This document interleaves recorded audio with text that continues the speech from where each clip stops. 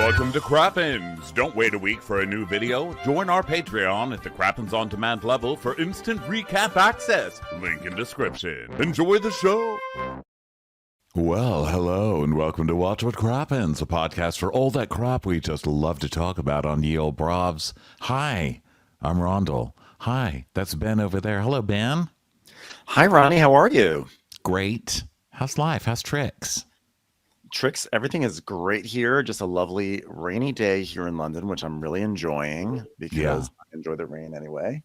So just hanging out. Just got my little coffee and, ready to do. We're going to do some Vanderpump Rules and then I'm going to do some touring afterwards. Yeah, this is definitely the London you hear about, that's the rainy, gray London. Because when we got here, it was super sunny. And now it's 2 days of grayness. Yesterday, I was out. I went to the theater because I'm a cultured man. And it was raining, so I had my umbrella out and It's funny, the wrestling you do in public, like the polite wrestle you do, because there are so many manners here. By the way, Americans, you're still slobs. I know that we do this every day, but we're the sloppiest people in the world. Seriously, Terrible. We should be ashamed of it. We don't know how to work an umbrella. We're hitting people in the face. We're walking right out into the streets and then stopping in the middle of the street with your whole fucking family, who's like a herd of cows. And I don't mean size-wise. I just mean in my way-wise, because I used to live by cows, and I used to have to actually stop behind the cows because they wouldn't move. Okay. And that's what you people are like. That's all of you, America. It's mortifying. I'm just kidding. It's mortifying seeing our fellow countrymen in other countries. It's terrible. But just now that I've gotten that off my chest, we all know that I am the ultimate American, right? I'm a slob. I want pizza. I want air conditioning. I want peanut M&Ms. Everywhere I go, I ask for peanut M&Ms. I am disgusting. I'm a disgusting slob as well. And Dom, Ben's lover, also has to stop me and physically move me, stop me from walking to the street, move me out of walkways. Too. So, I am what I complain about. Big shock. That's why I'm the president of the Hippocrat Party. But anyway, seeing all these umbrellas walking down a sidewalk and just the tilting and the slight lifting you do to avoid each other, it's so fun. It's like its own choreography. I was getting so good at it until I ran into a family from, I'm just going to come up with a random state, Oklahoma. Okay. Sorry, Vermont. We thought you'd have your moment, but no. And then it was like lifting, and then they're like lowering, and then lifting, and then it's umbrellas in the face, and fuck you guys. Get it together, family. I had a moment yesterday, just in testament of how polite people are out here. There was a lady on a bike. She was biking down a street, and she was biking right next to a cab, and another lady opened the door of her cab to get out and nearly hit the biker. So the lady on the bike goes, ah! And she goes, you opened the door. You have to look both ways. When you opened the door, you could have hit me and I could have gotten seriously hurt. Say sorry. And the other woman didn't say anything. She goes, you should say sorry. You almost hurt me. The other woman just didn't say anything, just closed the door. She goes, well, you shouldn't do that in the future. You've got to look both ways. You could have hurt me. And then rode off. And Dom and I were laughing because if this were like in New York City, it'd be like, what the fuck are you doing, you fucking bitch? Open a fucking door, you stupid fucking miserable whore. And I was like, you please say sorry. You should apologize for that. Say sorry. And then a small American lady came out and put her hand on the lady's chest and said, "Woman in distress." Woman in distress. So we've had questions about we've had a mother in distress. A couple of questions on that. That was a story we told in the Below Deck recaps. Mother in distress, or the New Jersey recap. Mother in distress. Why she had an East Coast accent? She did. She really did. We weren't making that up for the Jersey recap. It was just an East Coast lady that's also in London. There's a ton of Americans here, like a ton of us. Ton. And someone said that the story reminded them of when I talked about the nurse at the hospital who said, tolerances are low. And I'm like, yes, it should. It was like the same. It was like literally like the same person. Like, that's funny. Mother in distress. Mother in distress. Mother in distress. Okay, so we're here because we're doing this podcast festival, which is so cool. We're going to be here Friday night doing Amsterdam. By the way, just watched Real Housewives of Beverly Hills episode Amsterdam that we're covering. What a dark episode. Why do we keep doing this? We pick the darkest fucking episode. Can't wait to see you, London, to talk about drug addiction and fight about drug abuse for an hour. That's going to be fun. But it will be fun because, you know, That's me hilarious. listen, we love some dark subjects over here. And then in Dublin, we're going to be doing Real Housewives of Orange County, the Ireland season called Shamrocks and Something. And then the next night, no, the Shamrocks next couple nights. Shockwaves. Shamrocks, I remembered Shamrocks and Shockwaves. And then we're going to be in Birmingham and we're going to be doing another Real Housewives of Orange County in Iceland. And that one's called A Case of the Vickies because, you know, of course. Okay, so that's going to be super fun. We're excited to be there. It's excited to see you guys and meet a lot of you guys for the first time. And guess what? Today we're doing Vanderpump Rules Reunion Part 2. Okay. Let's do it. Okay. Yeah. Funny episode. Really funny. So we have everyone, and we start off with a whole bunch of like, coming up, when did they get physical? So after all the I got lost in all my previous scenes. Right out the gate. I got stuck. Okay, so here we go.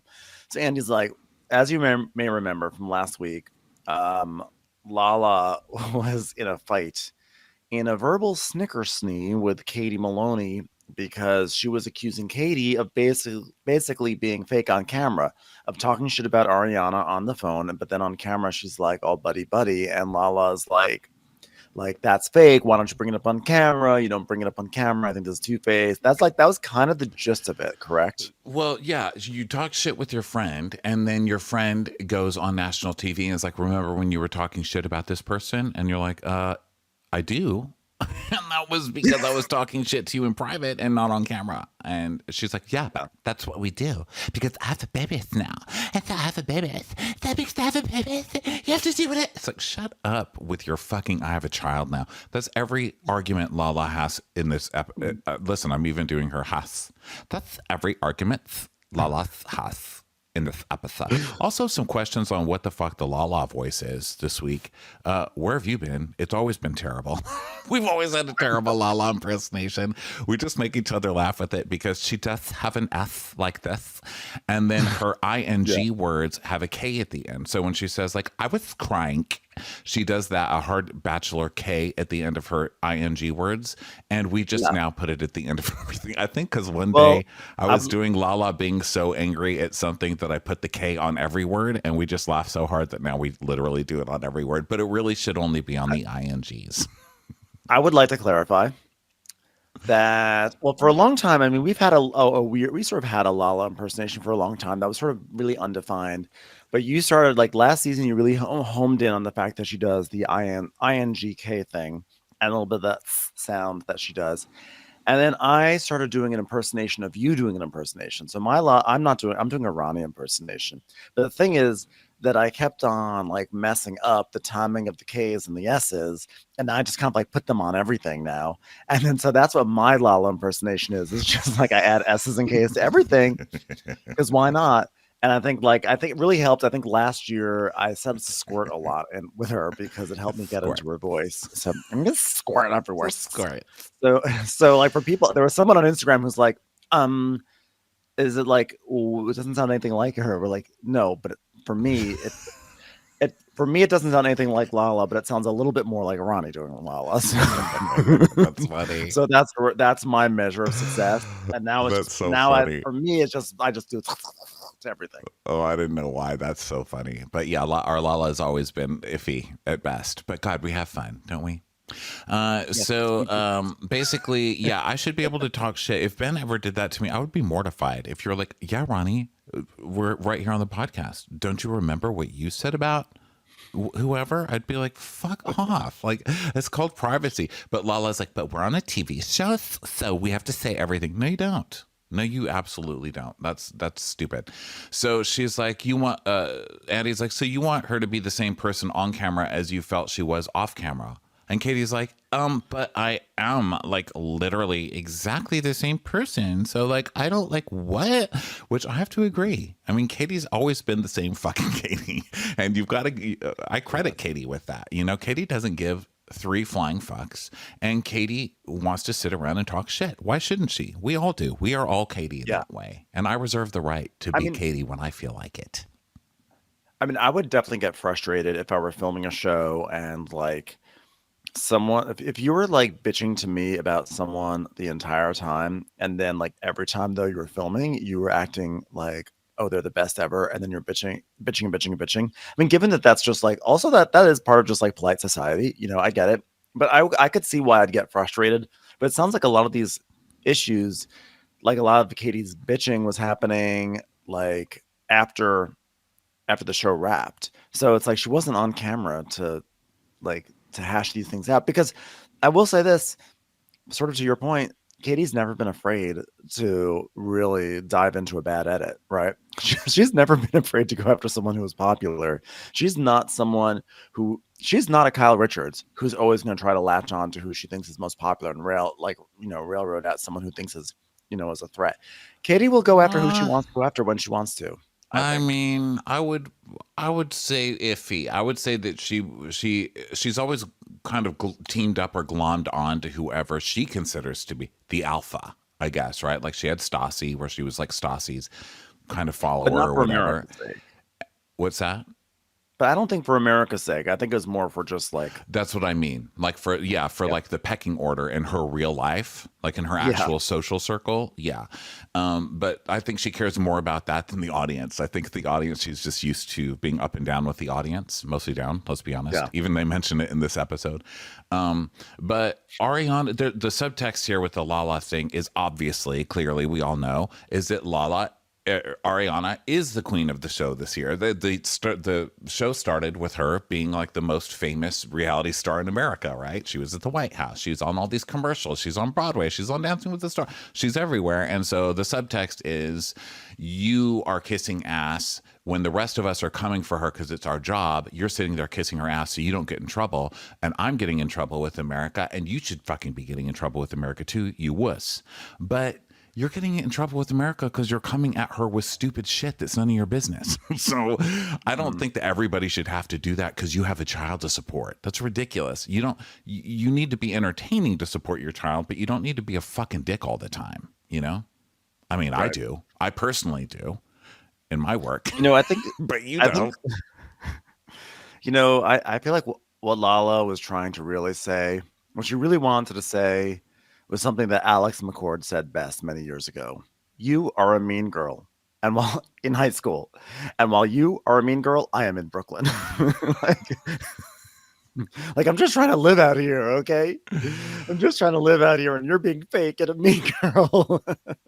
And I like this little power play where she's like, and you know what? All I want to do is play the same games that we've been playing for 8 years. And Katie's like, in 11 years, I've been the same fucking like reminding her, hi, B string. Okay. 8 years is not as much of a gold watch as 11 years. So back down. And Lala's like, Katie's like, I'm the same person. And she's like, that's untrue. You have lost your mind because you lost your mind with me, Katie. You said if you're not going to say these things on camera because you invested a lot of money in the sandwich shop. And if you're going to fuck with me, Lala, I'm going to fuck with you. And she's like, yeah. Like Katie that doesn't even deny it. She's like, yeah, I did threaten your livelihood. But yeah, why shouldn't she? If you're going to come after her and threaten hers, she has the right to threaten yours. I mean, all's fair in love and war, Lawler. Yeah. And so this is where Lala says again, you know what? And honest to God, I wanted to say to you something about her is really nothing about her right now. You don't got a business, okay? Mine is my livelihoods that I support my child's on. So how dare you threaten to fuck with it? You Again, don't I'm got still a like, business. You don't got one. I love her finger gun waving. Like you don't got her you don't got a business. hot You dog don't got a finger waving. business. You don't got a I got a business. business. I'm out here in these What's it got to do streets. with me? Okay, I'm out here in these streets. The other day we were in H&M because we're Americans, and I passed a 2-pack shirt. And I was like, "Look, it's Lala." And Dom just looked at me like, "You fucking idiot." Dom's like, I don't know these people. It's Lala's inner We soul right basically, there. when we're around Dom, we basically become two little ducklings, and Dom is just like shepherding us. That's what he does. Just keeps us out of traffic. Like, not even a joke. We're just goofing off in H&M. So, Okay, so this whole like mine, it's my livelihood that I support my child. Shut the fuck up with this is my livelihood. That you're not more important than everybody else on the stage because you have a fucking child. Okay, I'm so sick of hearing it. I'm sick of all of you saying that all the time. Everyone has the same level of importance. Okay, your life is more of a pain in the ass. Okay, but personal choices. You made that choice and stop bitching about it all the time. I shouldn't have to do everything differently because you had a baby. Okay. Support it. hashtag Love your mother in baby. distress. Mother in Yeah. distress. Mother in distress. Like, I mean, congratulations. I'm not even dissing it. Like, babies are gross because, we joke about that They are, sometimes. though. But They are. obviously, They are. everyone They are. knows I love a baby. I love a child. And I'm so glad that people keep making them for me to play with on airplanes, and try to make laugh and, raise as if they're my own, even though I never have to actually do anything or pay for anything, like my Should have a nieces. childless society. I love kids, but stop using them as a shield. No one should approve of using children as shields. There, I'm saying that to you, entire world. Stop using children as shields. You guys, I just want to say, I'm drinking Vietnamese coffee right now. So buckle up, okay? Mother in distress, podcaster, and caffeine at the moment. I am so excited. Okay, so I I'm agree. vaping Baby's because I'm in worst. Europe. I'm sorry. I'm honestly, I have fully distracted myself because I keep on thinking now of that Alex McCord quote, which I feel like that quote is so funny. It's always been funny. Everyone knows it's famous for all these years, but if you really think about it, while you were in high school, I am in Brooklyn. Is that one of the funniest things that anyone has ever said? I am in Brooklyn. While you are in high school, I am in Brooklyn. And it's like so profound on so many different levels. It's like funny, but also like when she says I'm in Brooklyn, like I am trying my best out here. I am on these streets. Or she's saying I am getting tinctures and aromatherapy. I don't know. Because I she love was what we do. considering like Brooklyn being like the more real because Real. It's it was real, before right? it was Like it works trendy, on so many right? levels. Yeah, it wasn't Yeah. trendy in $1 zillion back then to live in Brooklyn. They considered her a poor person for living in Brooklyn. So she's like, "You're a mean girl in high school, and here I am living in the real world." Right, of Brooklyn, which is funny too. Okay, so back to Now this. Schwartz, of course, is Lala still just going, I want you to be honest. I want you to be honest. And so Schwartz is like, yeah, Katie, I mean, your feelings would have been valid if you were resentful towards Ariana. She's like, but I wasn't resentful, which is also kind of a lie. You were resentful. You were resenting the fact that she was doing all this other stuff and not communicating, which you kind of had a right to be, honestly, in my opinion. So Schwartz is like, but like you can still be proud and happy for her, and it's just totally understandable. As a business partner, Katie, we're annoyed because Katie's like, no, but I wasn't. And he's like, yeah, but like fear. It's okay if you were like fear it, but I wasn't mad. But it's okay if you wanted to like murder Ariana and you thought she was the worst human in the world, right, America? But I wasn't saying that. Yeah, you remember when you called Ariana a stupid slut? That's totally fine. I'm sure America's totally fine with that, right, America? It's like, stop trying to throw Katie under the bus with your goddamn baby voice. And I can't believe I'm having such a Katie moment anyway. What are you forcing me into on? This show's killing me this year. Maybe there's I don't something know that who you're I am anymore. Yeah. So and then he's like, so Katie's like, but I wasn't resentful. So anyway, so Katie's like, Schwartz is like, yeah, but I was very annoyed with you. And I was like, I felt like I loved you. And she was like, did you feel like abandoned by Ariana at like any point? And she's like, yeah, I did, but like, I don't want to go to her because like I don't want to make her feel guilty. That's for you, Sheena. I just want to make you feel that way, Sheena. Hey, Sheena, by the way, thanks for inviting me to coffee the other day. But it was just coffee. I didn't think it was like, yeah, you're a real good friend. Do you feel guilty now? Yeah. All right, then I'm good. Good to go today. My job is done here. My job is done. So Andy asked, but wait. So does she have a point that you were venting off camera, Katie? And Katie's like, yeah. because that's called manners. Okay, venting off camera. It's like doing someone a favor. And so he's like, "But you weren't sharing those feelings on camera." And she goes, "Well, yeah, sure, but like, I was just like, I mean, I'm just like, I'm kind of past it now. Like, Oh, well, you're probably terrified of coming out publicly as not Team Ariana. And Lala's like, that's what I mean. And Ariana's like, Katie's also not someone who acts differently because of public anything. Okay, she's always herself. She has been for 11 seasons. no. What I And, was just saying is just if she thinks you're a and stupid she's whore been who hated deserves to by die. it. Uh, And she's been hated by it. So why would she uh, change now? The insinuation that Katie is not authentic, 100% authentic all the time is ridiculous. yeah. She's like, why would she change that now? So Katie's like, yeah, that's like bullshit. So Lala's like, I didn't feel that she was 100% authentic this season. There, I said it. She wasn't 100% authentic this season. But you're right with the timing of what Lala is talking about is after, because the Dancing with the Stars and the Broadway thing was after they shot, right? Wait, Yeah. was Dancing with all that stuff. Ariana started Dancing with the Stars. Like, she started rehearsal for that in September or something like that. I think it was like early September, late August. right. So that was And after I think everything this shot. wrapped by then. Yeah. Okay.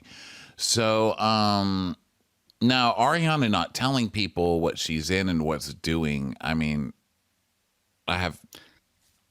I'm sorry. I just saw your text that you sent me. God damn it. I was trying to be subtle, and I was asking if your microphone was. I was like, Ronnie, is StreamYard using the right microphone for you? I was like, let me It be says subtle. it is. Switch. Okay, well in that case, it's fine then. I mean, it I says it can't is. tell. I can't tell with my AirPod. I was just trying to be subtle to be like, Ronnie, do you have to change your microphone out You or know something what? like There's that? no subtlety on Vanderpump Rules recaps because, or any reunion recap, because there's so many pages and so many lines in my face, and then seeing that, and I'm like, oh my god, wait, what do I do? Katie's who's in trouble right now? Ariana or Katie? Or, but anyway, the timing is weird. I'm not really sure what Lala is talking about. Like she's saying you're venting about Ariana, so if that was venting during the season, like fuck this girl, and Katie still wasn't saying anything, okay. But if it was after the season, I need more specificity. Yes, and yeah, so basically, and Ariana is not going to throw Katie under the bus, even if Ariana, I think, is pissed at Katie.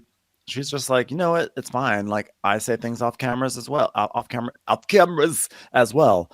And so Schwartz is like, yeah, but like their rift was it because?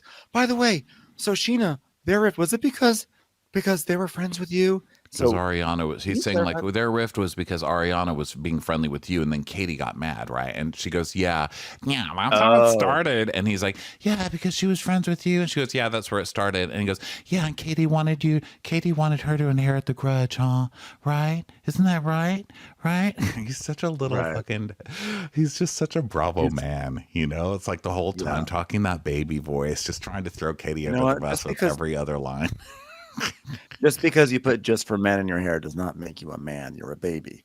So Andy is like, hey, Ariana, would it have bothered you if she did share that on camera? She's like, no, because I think Katie is valid in these feelings because I understand it's difficult. You're not going to get me, Andy Cohen.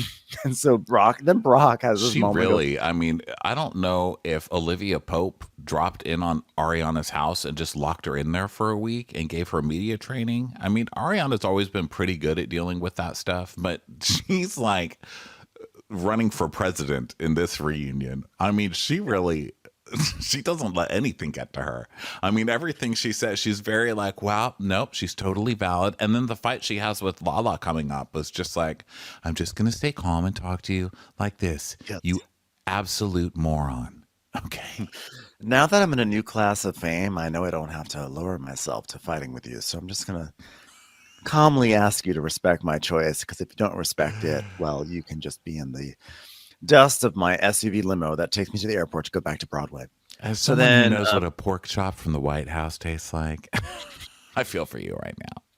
hi, I know what that tastes like too. Woo, woo, woo, woo, woo, woo. You're ruining it. You're ruining it. You're ruining it, Brittany. So Brock then turns to Schwartz. This was funny, and I couldn't tell if he was being sarcastic or he was just like dropping some like surprise read on Schwartz. So Brock turns to Schwartz. He goes, But also, Schwartz, don't forget, you're also the catalyst because you tore away all the confidence that woman ever had in herself. And he's like, what? After the continued betrayal of your actual marriage. Remember? Like, where'd Gina's that like, come yeah, from? you were a really shitty husband, Schwartz. He's like, I was not. What? What? Brock is just laughing in Schwartz's face. He just like, no, That shit Katie's was acting funny. this way because you destroyed her entire self-esteem. Yeah, because Katie's whole argument in this is like, yeah, I was talking shit, but it's only because like I was insecure in myself. And it's like, yeah, and that's Schwartz's fault ultimately. So Andy asks where things stand with Katie and Lala, and Lala's like, well, who knows? I mean, I love Katie. I write for her all the time, and we bond over the fact that we deliver. I call them facts.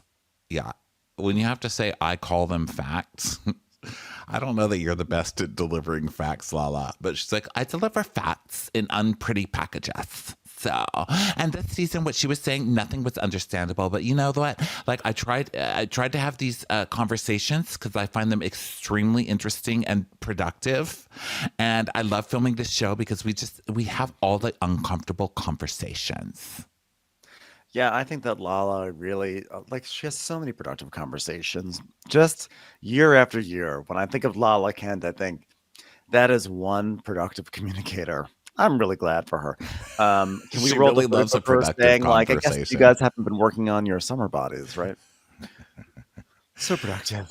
Well, it's so hard not to bring up things from 10 years ago on this show, even though when I watch the clips that they show, I'm like, you guys can't use this as an example. I mean, these people look 12 years old in these clips. You know what I mean? And they're like, well, aren't you a hypocrite? Because of this time when, Ariana made out with Tom in a pool. And they show them and they're like, what did you have for lunch today? They're like in a schoolyard. There's a slide behind them. I'm like, why are we showing this as an argument now, for today's things? But it is hard not to, because Lala's like, I hate lying. And her whole storyline for years has been like, so I don't know. Yeah. So, so then Lala's like, you know what? I feel like I was talking to my best friends, and she's like looking at me like I'm crazy that I'm even saying these things. And Katie's like, I'm not gonna sit here for like a moment more and be told that I'm being a fake phony because like I didn't want to bring some shit up that I honestly had moved past. Like, fuck that shit. Which is like the most Katie like summation of anything. Like So in conclusion, fuck that fuck shit. that shit. So Lala's like, but yeah, had you said to me like, listen, Lala's, these are things that I really don't want to talk about because I'm kind of over them and I don't want to put pressure on Ariana. She did tell you that. She goes, but instead you threatened to burn my livelihood to the ground. I assume that before she said, if you fuck with me, I will burn your livelihood to the ground, that you were already saying, I'm going to say all of this stuff on camera. And she had said, please don't do that. And you said, but yes, I am. I mean, the threat didn't just come out of nowhere, right? What was Katie gonna do? Was Katie gonna how does one burn down Lala's podcast? Like was she going to call up Podcast One or whatever platform that she's on and say, like, by the way, you have to cancel this show? I don't Well, I understand think she was just what saying, if you strings want to Katie come was- for me, if you want to come for me and everything I've said, not on the show, then I will come for you and everything that you've said off the show. But Lala has turned that around to, but you threatening to do that to me is threatening my baby. Why don't you just punch a baby, Katie's? Why don't you just punch a baby, Katie's? Why? Punch Katie's it. gonna call every single Color Me Mine in Los Angeles and have Lala blacklisted. She's like, that'll show her. So Lala's like, it was the shift of here she is again, treating me like I'm the enemy. And so Andy's like, oh, all right. Well, I mean, you are coming from her, so that's fine. But anyway, hey, where do you two go from here? And Lala goes, where we always go. Mixology 101? No, we're always on the ups.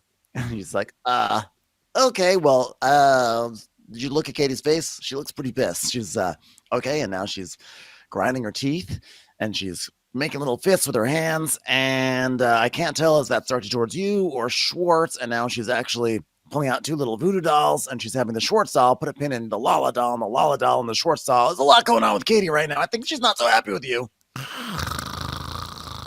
Oh, it just cuts to Katie, and she's just like, and Lala's like, yeah, well, Katie having a pissed off face is standards. And Katie's like, That's that's right, Crappens. bitch. Smiles. And so she's like, listen, it's just like bullshit. Like, I'm like not gonna be told like what the fuck I think or like what the fuck I feel. Like, if I had something to say, I'd fucking say it, unless it's to Ariana, because I don't want America to be mad at me. Like, Yeah, yeah, my exactly. All prerogative. right. All right, I'm bored with Katie right now. I want to change topics. Okay, let's be honest. This group has always been known for its tangled web of hookups, but when Schwartz copped to a secret kiss with Sheena, how did this, of all the secrets that I have, I mean, every secret, how did this never come out? And then we see like a 10-minute montage of all the secrets being outed on the show since the very first season. But he's like, how did this secret not come out? The reason this came out was because Schwartz, who just said right up there on the stage, yeah, Sheena, don't you think that ultimately Katie was turning against Ariana? Don't you think that was because, you were friendly with Ariana and Katie just wanted to keep the grudge going with you? Okay, well, the reason that you brought it up again was because Katie squashed the grudge with Sheena and you couldn't stand that. So you reignited the grudge by bringing up a decades old makeout session. You're such a piece of shit, Exactly. Schwartz. You are such a piece of You, shit. yeah. So now we come back from this secret montage, which of course ends with the greatest punctuation of all. I don't give a fuck about fucking Raquel. So now Joe and Ali Pally are on stage. So Andy is like, he's like, so how did this one stay? And Schwartz is like, I forgot it happened. Oh my god! And she was like, I'm certainly burning, yeah. And Sandoval's like, dude, like, was it a cheerleading competition or what happened? Yeah, it was my little sister's high school cheerleading competition. Okay, here's the story. Okay, everyone settle in. I went with Ariana and my mom, and her and Tom just started drinking, and he wanted to come see her, and Schwartz came with him, and Ariana were like drunk, making the casino, and We were like it's like girls and we such a were making out the casino. It was really, really hot. Everybody was like so turned on. And I guess Schwartz saw that. And then he was like, I want a part of that. So then he tried to do it. And I was like, no, you don't. You better back up, mister.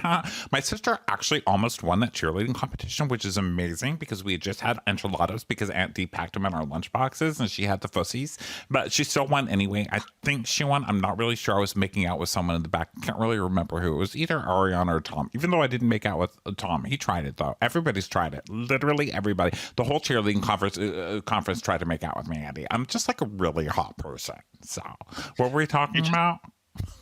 It's just like really hard that like when you say like you're at a cheerleading competition and you start talking about Bring It On, that like Schwartz will literally bring it on to, and it's like it was like too much for me.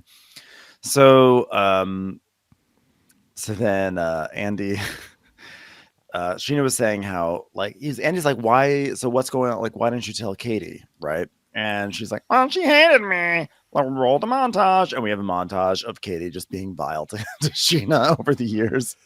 I like you're like, it is funny when you say like it's that they bring up these clips from so many years ago to like prove points, but the truth is that they're all valid points They're all and they're valid very points. It salient. is, and they do have history as a group. So I mean, it is valid to bring it up. It's just like, man, I don't need people rolling clips of me from 10 years ago. You know what I mean? Like I would be, Yeah. ruined in 2 seconds. So it would suck. That's for sure, to have this shit constantly brought up. And I think it's also funny that every time they cut to them, we just see all their different hair, especially Katie. Because I think Katie's biggest hate relationship with America over the years, because I feel like people have been on her side, they've not been on her side at sometimes. I think she's had a pretty even keeled up and down with the audience, as at least compared to other people on the show.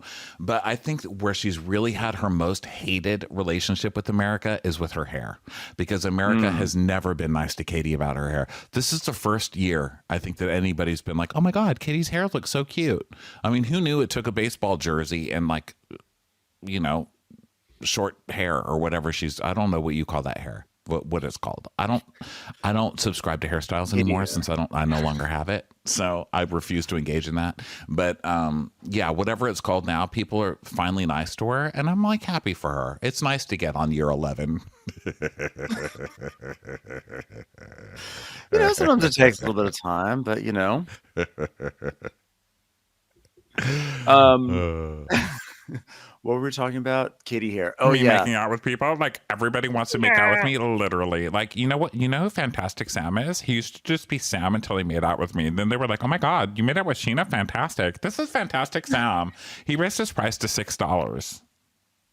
I did that. Yeah, why didn't and they're like, "Well, why didn't you ever tell why didn't you ever tell him about Fantastic Sam?" She's like, "Have you ever met Fantastic Sam?" And they like cut to footage of like Sam Kinison from 1986. I'm like, Hey, it's me, Fantastic Sam. so she's like, "Yeah, of course I didn't tell Katie because I'm like, oh, by the way, I know you hate me and like I know you think I'm like this person, but like your man was drunk in Vegas trying to kiss me." Ah. So he's like, "Oh, did you kiss each other? Or was there a giant pendulum from Nicolene that swung from one lip to another?" And she's like, "No, he kissed me." I was like, "Wow, wow, wow, wow, wow, wow, wow, wow, wow, what are you doing?" And then it was like, "Well, we're never going to speak about this." Like, that was a drunken, bad decision. It was like, APPLES, we're going to bury this. You're like, no. We laughed. But I do remember that afterwards. I remember being like, what the fuck was that? When you kissed me? Like in that moment? Yeah. When I told you to go to your room. By the way, can I just apologize for being just so sloppy for so long? You know, that was I was crazy. like, Now look at oh, me. God. I'm just such a hero. I'm just such a little boy. I can't even believe they let me put alcohol in my bottle. I'm such a little boy. I hope everybody can understand the following sentence. That wasn't baby. I think we get more sincerity from United Airlines when they send out an email to like 10,000 people after one of their flight attendants punches a passenger, right? Like that was what this was like on par with. Oh, by the way, for the past 11 years, if I did anything wrong, I'm sorry. I'm a little boy. Oh, just blanket apology. Speaking of blanket, does anybody have one? I'm just I'm a sorry for being so sloppy for baby. so long. I'm so sorry for being so sloppy for so long. I'm like, you realize the reunion's still happening. You're still gonna be sloppy for the next several hours of our lives. Your passive aggressive ass over there shooting out your little passive aggressive bullets through this entire reunion. By the Ask way, I'm sorry I'm so fucking sloppy. So I Andy's like, acknowledged it in a very casual way, which means that I'm a big boy now. so then So there's some yeah, more of this Sheena being like, "Oh my God, I can't believe I made it with Schwartz, but I would never tell anybody." And everybody wants to make out with me. Like literally, everybody has tried it. Okay, like everybody, literally everybody. Sandoval, James, when we were drunk at Sir behind the DJ booth, and he's like, "What, when, where? I don't remember. I don't remember that. what are you talking about? Under the a DJ booth? What is that? It's like, yeah, you said you want to go to the back really quickly. And he's like, what? Why would I ever do that? You stupid fat slut. I'd never say such a thing. Yeah, 100% you did that. And it was probably like in season 405 of my life. I don't remember. And he's like, no, I don't remember that. I don't remember that at all. The She's like, BJ you did. booth. Wait a minute, you weren't even in that apartment in Beverly Hills I lived in with that guy." No, not the BJ booth. Listen, we all do what we have to do to get by. You know what I mean? The DJ booth. Oh, right. Don't remember that either. What about Sandoval? Oh yeah, there was like one time we were like, it was like New York. It was also like an early season, and Sandoval's like, "No, man," and she's like, "Yeah, it was like an early season. Let me finish," which is also what he said too. And then he's like, "No, man, what are you talking about?" No, we were there for like Watch What Happens Live with like Jax and Stassi, two people who are no longer on the show that I outlived, even though they hated me both in the beginning. But I guess, oh well. Anyway, we both like went back to his living room and like we raided the minibar, and he was like telling me about how like he and Kristen have been intimate in like so long, and I was like, oh my god, the way he is putting his mouth on that glass is like how he wants to kiss me. I was like, stop hitting on me. Yeah, and Ariana just looks at Katie like, the old, "Oh, we haven't been intimate in so long." And Sandoval's like, "Yeah, and I told you to leave." And she's like, "Yeah." And I was like, "Are you coming on to me? Are you coming on to me right now? Because when people tell me to go, they're really telling me to come. Are you telling me to come right now? Tell me again. Do it again." And so Andy's like, "So how was the sex?" And Lisa says, "Did you use a condom?" And then you see Sandoval like, "I've got a funny one." Ooh, you see him like, "Ugh. When's my turn, bro? Hey, Andy. I woke up with lockjaw and shit out a condom 2 weeks later." Ha ha Ha, that was pretty good. What did he say? Something about Lockheed Martin and a condo? Yeah. You don't want to hear it, what she said. But, Katie, all right, moving on to you. Are we all sufficiently creeped out by Sandoval and Sheena having some weird thing in a hotel? God, it's nice to talk about hotel drama without Giselle Bryant. Anyway, so, Katie, you hooked up with Schwartz's friend Max, who we all thought was expunged from this show a few years ago. But guess what? He's back because of you. What do you think? Congratulations on unbanning one of the most unpopular people who's ever been on this show, Katie. Okay. And then they cut to a shot of Max. It's just Max going like, I'm like, could you get a creepier fucking shot of Max? It's just like he's like a frog sitting on a log, just watching things go by. Like he's like the great mouse detective. I don't know why these people keep sleeping with him, but whatever. So we see apparently Max. the man really knows how to work a schedule. Okay.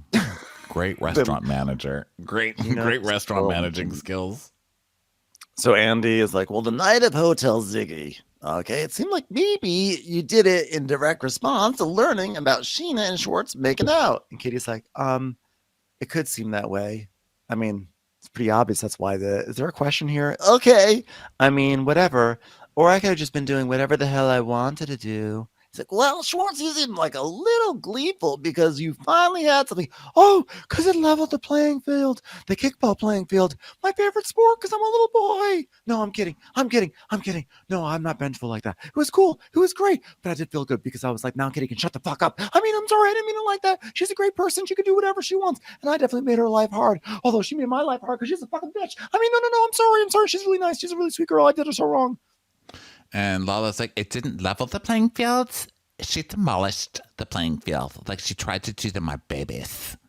So, you fucked a French friend of hers, and so she fucked your best friend. And that's how she did it, because that's what Katie does. You do a little thing, then she ruins babies' lives. Hey Katie, want to kill a baby? Go ahead. You want me to bring my baby around here so you could punch it in the face right here on national television, Katie? Okay, so that's. So now Schwartz is like, you know what? I think I really manifest this actually because after I kissed Raquel, you had a very intense reaction, which is warranted, totally warranted, because I did it in front of your face to, show that you made a fucking mistake. You're such an evil fucking person. I mean, I did it. It was an accident. I didn't mean to kiss her. It was in public by accident. Anyway, I did it. And you're totally warranted. Your feelings were valid, even though they were totally irrational. You held me to you burned me at the cross, and you did me, attacked me at the cross. Whatever you do to the cross, you do that to me. I mean, no, it was totally valid. Anyway, I'm a little boy. Anyway, yeah. So I think that's why you did it, because of Raquel. That's why. Did you do it again? Have you fucked him again? She's like, maybe. She's trying to play coy, but it's too boring. Okay, so then commercial break, and also it's Max. Like, I can't spend more time on thinking about Max fucking anybody, really.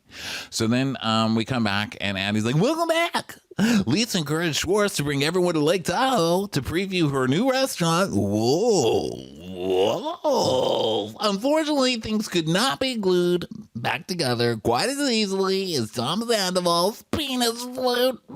Penis flute. It's hilarious. Still funny. Hey, Lisa, when is Wolf by Vanderpump opening? I don't really know when it's going to open, but I can just say it'll probably open before something about get it, sick burn, high five. Anyone high five? No. Well, I can tell you this, we haven't fucked over any pennies. That's for sure. In for a penny, in for a pound. Am I right? All right, well, listen. We're going to open when we finally practice and get this menu as mediocre as possible, Andy. It's taking a lot of work and warm potato salads, but we'll get there. We're working with a tiny chandelier, which we're putting inside of a slightly larger chandelier, which is going to go inside a slightly larger chandelier, which goes inside a slightly larger chandelier. And then we've got Nick Elaine's wife sort of in there trying to get out. And then a larger chandelier around that. And then a larger chandelier. And then a pendulum that I sit on that swings towards all these chandeliers. Nick Elaine's wife trying to move out of the way. Boom! Blood coming out of the chandelier. I forgot what I was talking about, really, but warm potato salad coming soon. Bing! The point is, I figured out Russian nesting dolls and I made them better. So at least like, so Andy, are you going to be there? Are you going to fly into the middle of Nevada to go to a mediocre restaurant called Wolf where we serve Wolf? And then he's like, it's April the 18th. And he's like, will you fly me out? Yes.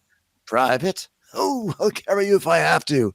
Can I bring John Mayer? Absolutely. What about Sarah Jessica Parker? Absolutely. Kelly Ripa? No, that bitch isn't allowed in Wolf. Are you ridiculous? So then I have nothing else to say. I wanted to express my choices. my flight choices. Who I like. Who I like and who I don't like are your friends. So next is the Schwartz saying, "You're not the queen of the group," to Ariana. Dun, dun, dun.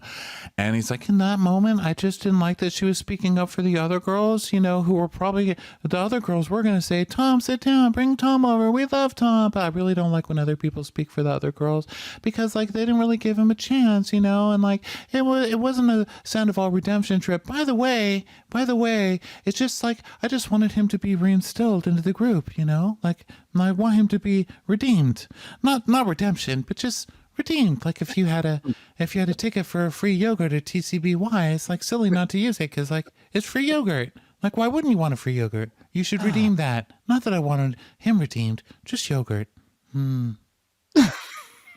Then James is like, yeah, I agree. I mean, it was going to happen anyhow. So, like, might as well do it in Lake Tahoe. I mean, better Lake Tahoe in a sick ass house looking over a lake. It's beautiful than some shitty dungeon like Sir. I mean, I'm sorry, Lisa. Love it. I love Sir. So it's a wonderful place. But I'm saying, like, why would anyone ever want to go there? Am I right? Am I right? I'm sorry. I don't know what I'm saying. I'm a good little boy, too. I'm just like Schwartz. We're both two little good boys, Lisa. So Andy's like, so Ariana, do you agree that you have gotten more of an ego since you became, you know, the biggest cheated on woman in America or whatever? And she's like, no one's ever said that to me but Schwartz. I'm sorry, but people have been saying that about Ariana, but for years. It's not like that's a new thing. Like Ariana's above it all. That's literally her thing. That's her personality. Like that's been her thing on the show, is just looking at everybody else like, these fucking idiots. You know, she's always been kind of above it all. I mean, look how she deals with the people today who try to come for her very handily. She's smarter than everybody here. So yeah, she's better than the people here. I'm sorry. What are you gonna do? That's always been her thing. I mean, remember, I take sketch comedy very seriously. Or in her first season when she's like, I'm smarter and I'm prettier than her, so fuck her, or whatever it was. That's her vibe. Okay. Yeah, and she's like, no one who knows me has ever said that. And it seems like, whatever Schwartz said ignited some internet trolls that don't know me about whatever. And Katie's like, yeah, maybe because like you're not in a fetal position, sobbing like you just ate one of our sandwiches, you know? And Ariana's like, I mean, like I do go in the fetal position sobbing. I just do it off camera, like when I'm private. Yeah. So he's like, all right, cool. Well, did you have any sympathy watching Sheena struggle? And then She Sheena's didn't like, watch. She didn't watch. You got to love that Sheena is being so bitchy about it, because isn't Sheena's thing like, I only watch my scenes? yeah. Yeah. She's like, I just want to show like to people who like are casting Dancing Stars, like if you cast me, I will watch every show that I'm on. So Andy's like, oh, I like that Ariana's that lady on the train the other day. She's like, what do you do? And we told her, oh, we make fun of housewife shows. She goes, oh, I could never watch that. Isn't that sad? How sad is that? Disgusting. That's absolutely so sad. Put it in the What a bin. sad thing to do. Disgusting. What a I don't know how to life. put that. What a way. I Stupid, never. sad, disgusting. So then I said, what do you watch? She goes, dramas. She's like, I watch dramas and crime things. I go, well, isn't that sad? I was like, that sounds sad too. She goes, Yeah, what? at least we're wallowing around in verbal murders, lady, over there with your pasty Botox-free murder television. Get the fuck out of here. But what I I did didn't ditch her realize- because I was like, oh my God, I thought you were American because the green of your pants is very American, because they were like very bright green pants. So I feel like I felt like that was a very English way of telling that lady to go fuck herself on a hot dog stand. Well, I mean, when she was saying, like, "You guys are so what a sad thing to do," I was like, "Fuck you, lady," which is why I was like, "Well, I think what you watch is sad." But I didn't realize that she was saying that in retaliation to you saying, like, "Oh, are you American too? You got those Yeah. American green pants on." And she's like, "Oh, disgusting." So she was actually retaliating already. So if I realized that, I wouldn't have come for her. Yeah, but I left thinking, what an idiot. And she left thinking, God, I've just bought these pants. So I feel Can't like I believe won. here I thought these green pants were great. By the Turns way, out if this lady went home and listened to this podcast, because I told her she had to, I loved your pants. They looked great. Nothing personal. Okay, let's just move on from this. Okay. Okay. So next up, we talk about Joe. Dun, dun, dun, dun, dun.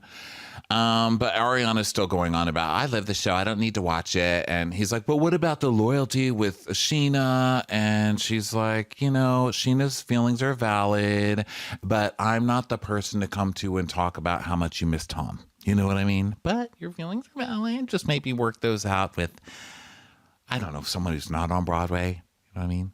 Someone who's not doing so 8 shows a week could probably deal with this a little bit better than me. Thanks. so basically, they're asking like Ariana about like, these boundaries and stuff like that. And Andy is like, so why do you think Ariana is expecting the same from her friends? Like, why is that unreasonable, Lala? And Lala's like, there's one giant difference. Okay. I have a child. I have a child involved in a custody battle. Okay. So when you have a child, you're allowed to have boundaries. And if you don't have a child, fair place. Okay. I got a child's. All right. Yeah, of course, because that's her answer literally for Lala, you're in handicap parking. I have a baby. So, what do you want my baby to die in the sun walking from a far parking space in here? Because it's a baby, and he's a baby murderer. So, enjoy watching Bravo, the baby killing networks. Okay. So, Can I say something? Can I say something? Okay, it's like way more than just like what's going on with Ariana. I mean, like, read the LA Times, watch the Hulu doc, and then tell me what both say because I couldn't do either one. it was Okay. really hard. I wasn't in those. So I didn't watch them. So yeah, look, Ariana's stuff was all over Hulu Docs as well, or they were all over like news expose. I don't know. It's a stupid point, but her thing is like, Just yeah, my ex did not call Schwartz over because he likes to hang out with Tom Schwartz. There was a motive there, and I was fighting for the well-being of my baby. And unless you have a child, and unless you've been in my situations, you will never understand what it's like to have a child. I was like, okay. Okay. So right. no one's The going to first mother in understand. America has spoken. Her answer should be because Randall was not a cast member on the show. So he didn't have to be around. So anyone who chose to be Yeah. around him was electively choosing to be around him, and they're not my real friend. So fuck them. But instead, she makes it like because I'm a mother. It's like, come on, man. You actually I'm have a mother, and legitimate therefore, argument here. if you play pickleball with Rand, it's going to somehow. I think what she's really saying is like Rand was going to try to get information through Schwartz and use that against her in court. Maybe that's what she I think meant. that's what she meant, but it doesn't hold up because that's what Tom was. That's what Ariana's argument against Tom was. He doesn't have access to my life. Like, he doesn't get to come around my group of friends and find out what I'm doing, or just even be in the same room as me, having a comment on anything I say or think, So Lala trying to use that doesn't really work because it doesn't add up. But if she had just said, we have to film with Tom, we didn't have to film with Randall. But anyway, it's just. You know what? This is where I get confused. Okay, this is where I get confused. Okay, let me tell you what confuses me. Tinfoils. How does that works? Okay, I'm confused. Also, there's a boundary that's happening, but she's sleeping down the hall and has a new boyfriend. So I think it's very confusing. Okay, because I think that's like I would have been given like the side eye had I looked at Schwartz and said, "How dare you play pickleball with him?" Okay. But Lala, you would have been staying in that house if you owned it. You didn't own that house. You had no claim to that house. You were kicked out of that house. If you weren't kicked out, you had no right to it to kick him out. You know what I mean? So she's not really in the same place where she can. Of course, she thinks it's weird that Ariana's staying there, but she owns the house. Why should she be the one to leave? That's ridiculous. A stupid Yeah. argument, ma'am. And she's basically saying it's just weird because like we have to draw these boundaries, but like it seems like you moved on with your life. That's what she's basically saying. It's like, why do we have to like be in this situation where we have to take sides when you're sort of have moved on? And Ariana's like, well, but was there an issue when Katie was dating after her divorce? And she's like, no, it's but I mean, she was dating a guy who looked like Weird Al Yankovic. No one took it seriously. Ariana's like, yeah, but think about it. And Lala's like, Katie wasn't traumatized by a man of 10 years. I'm like, are you sure about that? Have you seen Schwartz? Have you seen the way Schwartz talks to Katie? I think she probably was. What Lala really means, and we all know it. Katie doesn't have a baby, so it's very different for Katie's than it is She has for no me. babies. I'm a mother, She has no babies. so you know what she means. But yeah, she was traumatized by 10 years from fucking Schwartz. So yeah. So Ariana's like, but she had very solid boundaries of what she was comfortable with and what she wasn't comfortable with. And I had mine. Yeah, bots. And I supported your boundaries, Lala. Yeah, bots. And all you have to say is, I respect your boundaries. That's, yeah, bots. Yeah, but you don't have to understand it. Yeah, but I don't understand it. Yeah, but it's like, she's saying, like, you don't have to understand my boundaries. Just please respect them. And she's like, yeah, but if you don't understand my boundaries, if you don't do this, if you don't do that, she's the only one And, who stood up for you yeah. during And all of Ariana's that. like, she's like, you know what? Like, and if I didn't understand yours, I would still respect yours, regardless of whether or not I understand it. But respecting and understanding are two different things. And Ariana's like, yeah, but it's not, it wouldn't be my business. I don't need you. And I don't need to understand. She's like, yeah, but it is your business because you're my friends. So you should understand. She goes, honestly, all I'm asking for is respect. That's it. I think you've gotten my respects. I think you've gotten it. I'm like, really? At what point? Did you watch this season? Did you watch Yes. the way the season ended? Oh, you actually have not seen the way the season has ended. Yeah, and So Ariana's we'll just staying circle back to this. completely calm here, and Lala's trying to make this into a big fight, and Ariana's just not giving it to her. And it's funny watching Lala get a little bit more worked up as she's not getting what she wants, and she's just made to look like a total idiot. Now, what I do have to say for Lala, I really admire the way that Lala can just come in and stick to her terrible arguments. She does it every year. And then a couple of years later, she'll admit that she was wrong the whole time. And she'll be like, but I was traumatized because of XYZ. And it's always a different reason, right? Every single year, it's a different reason. She's gone through some trauma, some more legitimate than others. So I'm not saying they're all illegitimate, but she comes back 2 years later and she's like, yeah, that was really bad. That was a different Lala. So we're forgiving her because this Lala only drinks seltzer and loves to squirts, and then we forget everything else. So, but while she's making the argument, she really sticks to her terrible arguments and she does not drop it. And it's impressive because I feel like clearly it's been explained to her. Even the boys understand. The guys are even nodding along, like, and they're idiots, and they even get this argument. But Lala's just going to keep going, and she doesn't care that she looks stupid. Hats off. Hats off. So Ariana is like, you know what? Like saying like, I don't get it. Like you're just not being very respectful. So now at this point, Lala is cornered. So she's going to pivot it. So she goes, you know what? You want to talk about respectful? Ariana, I have watched you sit while someone talks about me as a homewrecker. And I'm not even like a good enough hoe. Like I'm not even a good enough hoe. Like Charlie's saying this. And we see this flashback. I totally forgot about this of Charlie. I think it was last season saying, Lala's just embarrassed now that her life didn't pan out the way it is, and she's fucked the wrong guy for the money and didn't get a house or anything out of it. It's like, okay, take an L. And Ariana just like laughs because it's honestly hilarious. And it's like the best version of Charlie. Like Charlie never quite lived up to her potential, but when Charlie was on, she was really on. And this was a moment that she was on. And so then Ariana comes back and Lala's like, yeah, you just sat back. You didn't say a fucking word.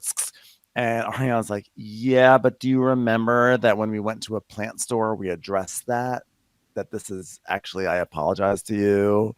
And Lala's like, but it didn't air. So we're going to address it now. She's like, yeah, but just because it didn't air doesn't mean it didn't happen. I apologize to you. Like, if I say something off camera, it still means something, No, it doesn't. It didn't air, and I really need arguments right now, so I'm going to bring up anything that I've pre-prepared.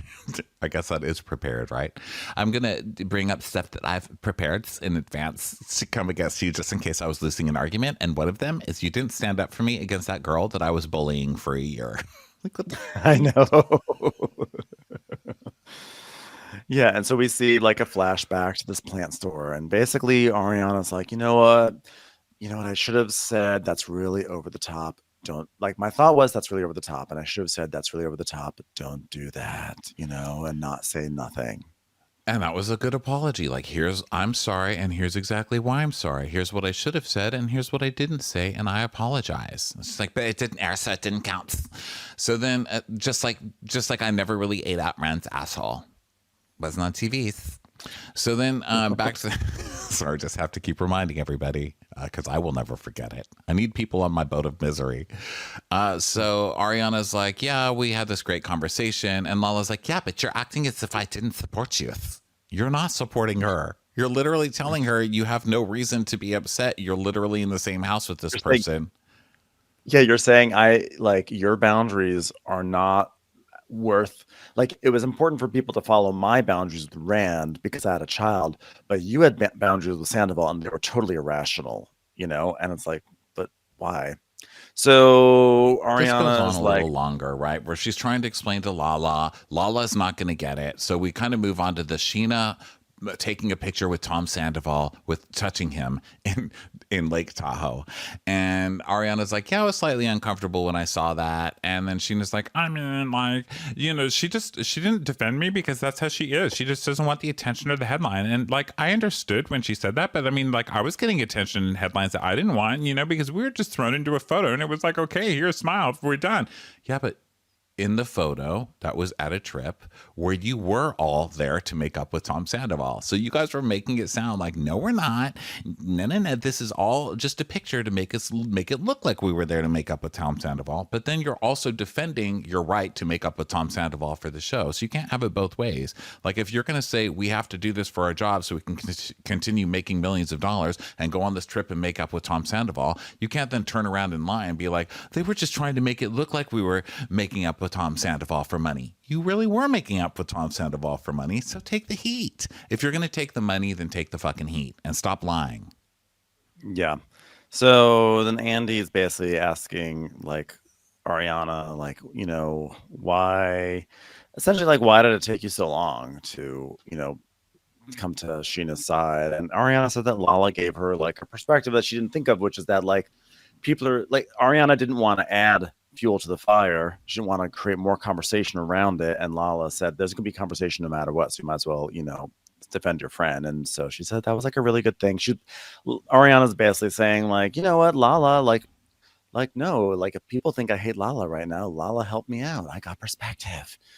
So Andy's like, well, what hurt you the most, Sheena, about hearing that Ariana was doing Dancing with the Stars? She's like, well, that she didn't tell me, and like I know that like some other people knew, like it wasn't just like the NDA, like Lisa knew, and like Logan knew, and like Dan knew, and like I feel like everyone knew that she was on Dancing with the Stars except for me, and I just feel like you can only learn how to do the foxtrot so many times on your own before you're owed a phone call.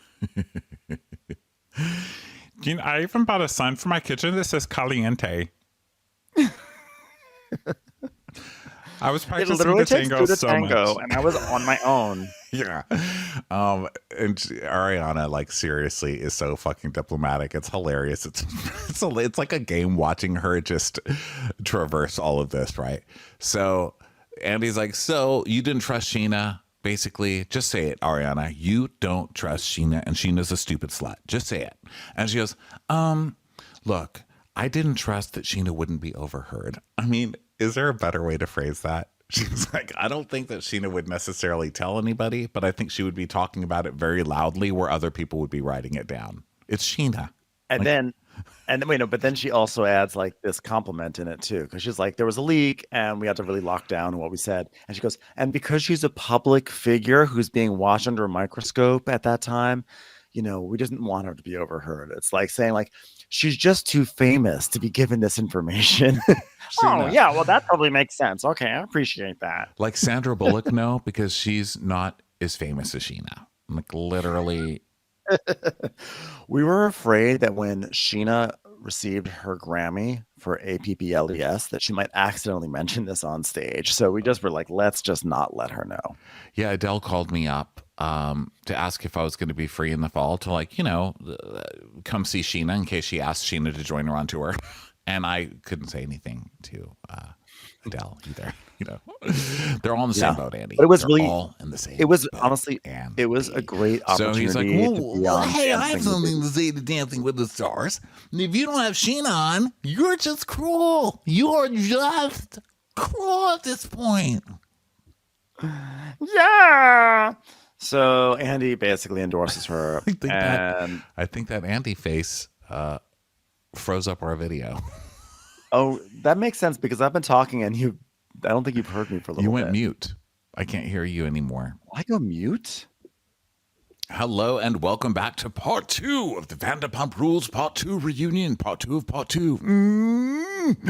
I'm Ronnie and that's Ben. Okay, let's get into it. So where we left off was Lala. Anything Lala does is okay and anything you do is wrong because Lala has a babies. Okay, she's a child of feeds. So fuck off. Yes. And then also Sheena asking Sheena about Dancing with the Stars, etc. And Andy being like, come on, at this point, like put her on Dancing with the Stars. Come on, guys. So now Sheena is trying to change the story of like, no, I don't need to be on Dance with the Stars because like at this point, like I don't want to compete with that. Like Ariana did such a good job, and like as she said, I'm like way too famous for it at this point. So like I've just got plans like with this band, like I'm gonna put out some like music and like people can talk shit or whatever they want. But, like I'm genuinely enjoying what I'm doing with my life right now. Ah. I'm like killing it right now because like I have an actual band, so that's amazing. And so then we see Allie and Joe. I thought Joe was already on the stage. I'm an idiot. I thought she was too. That's why I was like, she's here, but she's not here. She's but not. now Yeah, I think it was just the previews.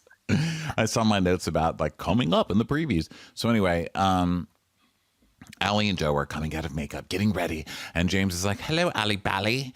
And Ariana's like, hey, you need to read Andy's chart. She says, yeah, I know, Andy. You're a Gemini, and you're like the most perfect example of a Gemini ever. $200. And $200? That's what that cost you.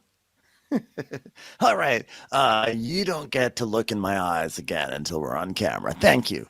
So then Joe comes That's out. That's so Gemini of you to say that. So Joe's there.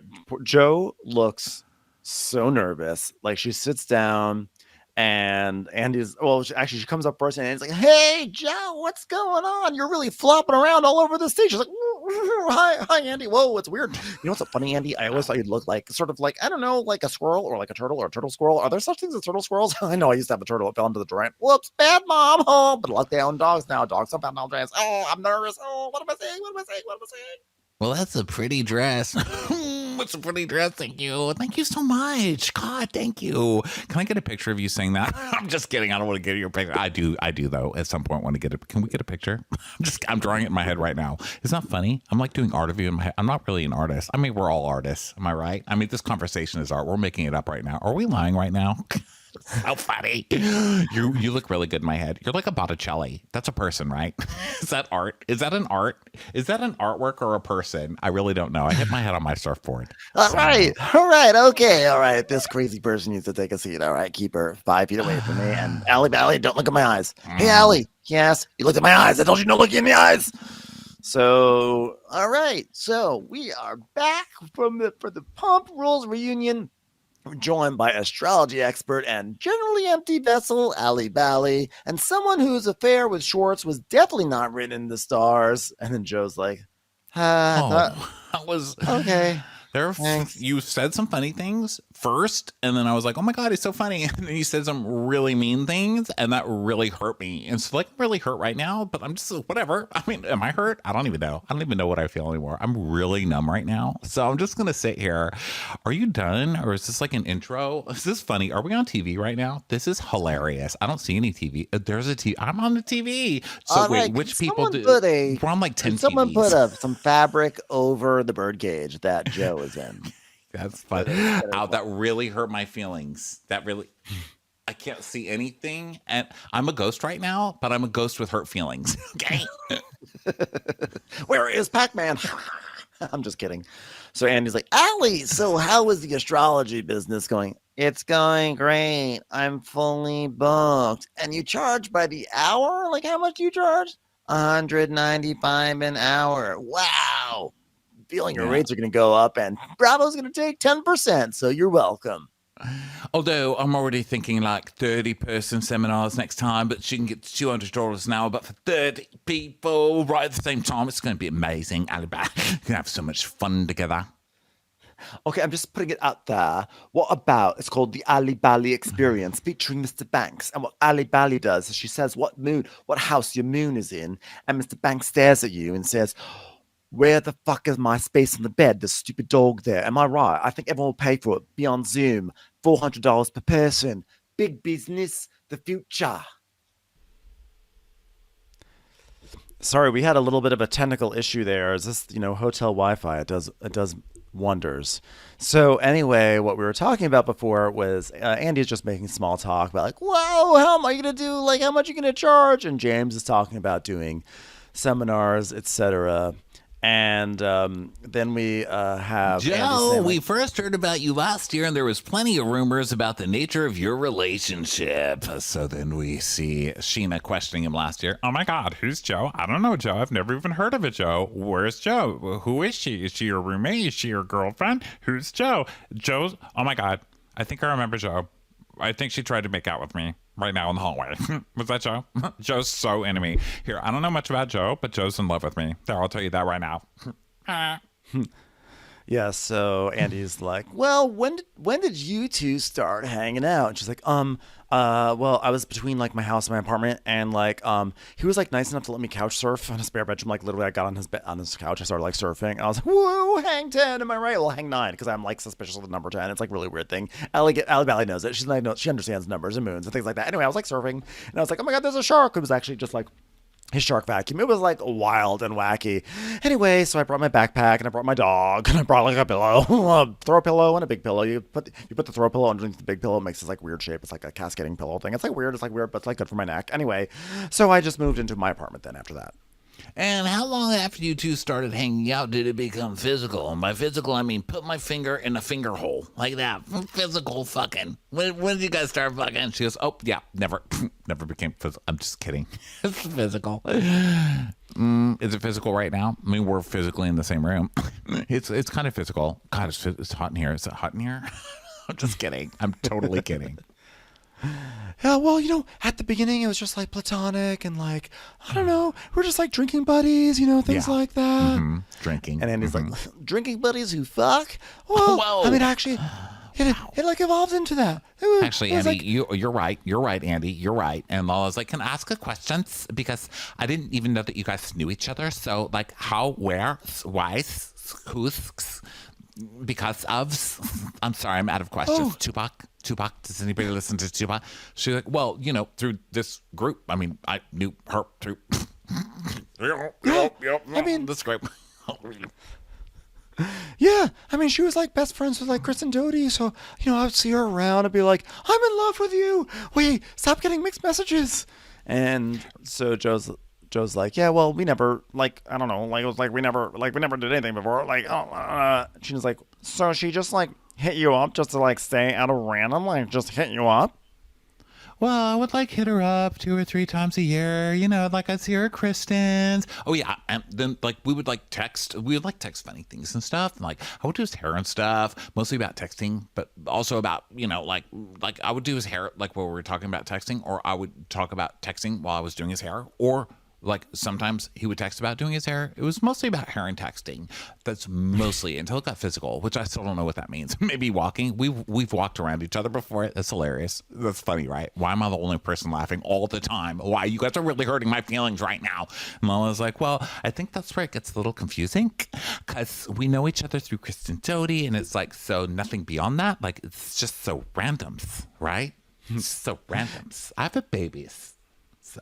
It was like random for sure. No, it was totally random. It was totally random. Like, why she picked me out of all the people that she sort of barely knows to crash with, I don't know. It was totally random. There was no other story behind it. It's like, okay, all right. Well, Joe, did you have a crush on Schwartz while he was still married to Katie? And she's like, nope.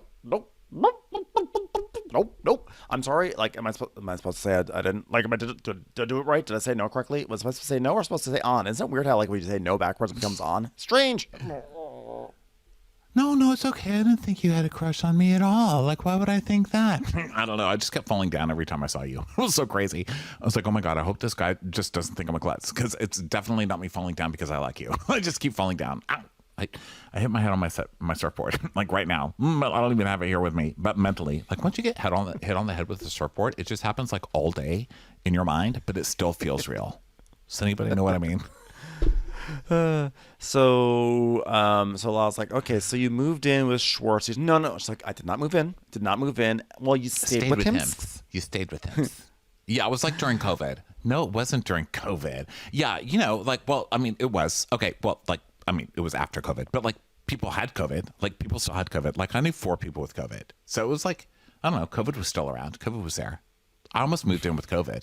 Unfortunately, they like didn't have room available. Also, I never really wanted to like get physical with COVID, unless it's like this kind of physical, like just walking. Look how we're walking right now. Speed walking. Hey, no one's keeping up with me. You guys, you're really hurting my feelings right now. Do you know the CDC originally called it the Girona virus? Yeah. So Katie is like, Chris and Dodie lived like right around the corner and you guys were still really good friends. So like, why didn't you crash with her? And they're like, Schwartz like, well, she had a whole melodrama going on with her situation.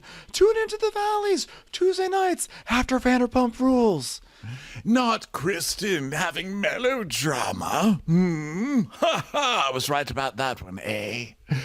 And Katie's like, yeah, she was like really surprised that you like didn't hit her up, that you would hit up Schwartz instead. Yeah, and Joe's like, well, I did actually. So Andy's like, okay, I'm bored with this. Ariana, you said that you didn't like Joe because you knew about the affair. How'd you know? And she's like, because like her proximity to Schwartz, and then like, they were like, that's where everything was going down, and like the Big Bear thing. So yeah, I still believe that. And it's like, Joe, did Schwartz ever ask you to lie about your relationship in front of the cameras? Nope, I'm like, wait, nope, Andy. Nope. Tuna fish? Nope. Chocolate? Nope. Sushi roll? No.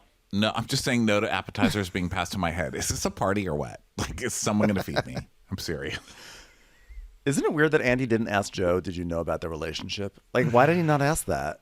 That is weird. Yes, it is weird. And also, why is she lying when she said on camera that they didn't they say on camera that they agreed not to talk about it on camera or something? Or is it that they were just not calling it dating, so it wasn't technically dating? Because I could have sworn they had the conversation where she was like, "You're just trying to hide me. Like, are you trying to hide me? We've been sleeping together. We've been together. Why are you acting like we're not together?" That was part of the whole plot of this show, wasn't it? Yeah, I thought so.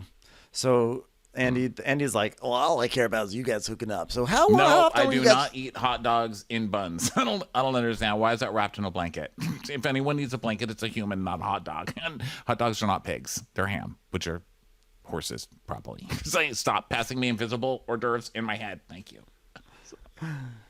So how frequently were you two hooking up? And she's like, I don't know. It was just like, I don't know, sporadically. Yeah, like, I mean, it wasn't a lot, but we were basically like dating. Yeah, I mean, sometimes when we'd hook up, I'd be like, who is this? I see you so rarely that I forget your face. It was so sporadic. Yeah, we were basically like about to get married. I don't even know who she is.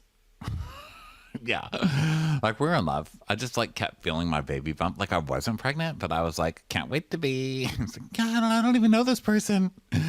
And Lala's like, so wait, you were like, what, bumping pee-pees once a week? Twice a week? Like, what are we talking here?